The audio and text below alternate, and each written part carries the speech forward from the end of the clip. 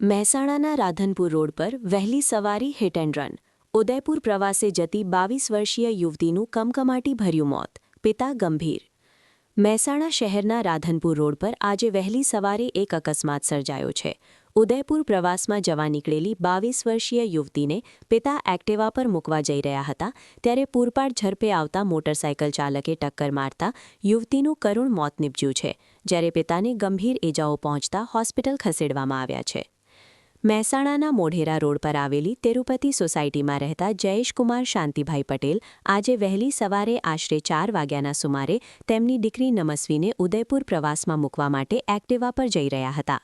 Radhanpur road પર આવેલા કાશી વિશ્વનાથ મંદિર પાસે જ્યારે તેઓ એક્ટિવા વળાવી રહ્યા હતા તે સમયે ડીમાર્ટ સર્કલ તરફથી પૂર ઝડપે આવી રહેલા મોટરસાયકલ નંબર JJ02 EH1999ના ચાલકે એક્ટિવાને જોરદાર ટક્કર મારી હતી. આ અકસ્માત એટલો ભયાનક હતો કે પિતા-પુત્રી બંને રોડ પર પટકાયા હતા. બંનેને માથા અને શરીરના ભાગે ગંભીર ઇજાઓ પહોંચી હતી. 108 મારફતે તાત્કાલિક જયેશભાઈને લાયન્સ હોસ્પિટલ અને દીકરી નમસ્વીને સિવિલ હોસ્પિટલ લઈ જવામાં આવ્યા હતા. જો કે સિવિલ હોસ્પિટલના ફરજ પરના તબીબોએ તપાસ બાદ 22 વર્ષીય નમસ્વીને મૃત જાહેર કરી હતી. અકસ્માતમાં પિતા જયેશભાઈને પગે ફ્રેક્ચર અને માથાના ભાગે ઇજાઓ થઈ છે, જે હાલ સારવાર હેઠળ છે. ઘટના બાદ અકસ્માત સર્જનાર મોટરસાયકલ ચાલક પોતાનું વાહન સ્થળ પર જ મૂકીને નાસી છૂટ્યો હતો.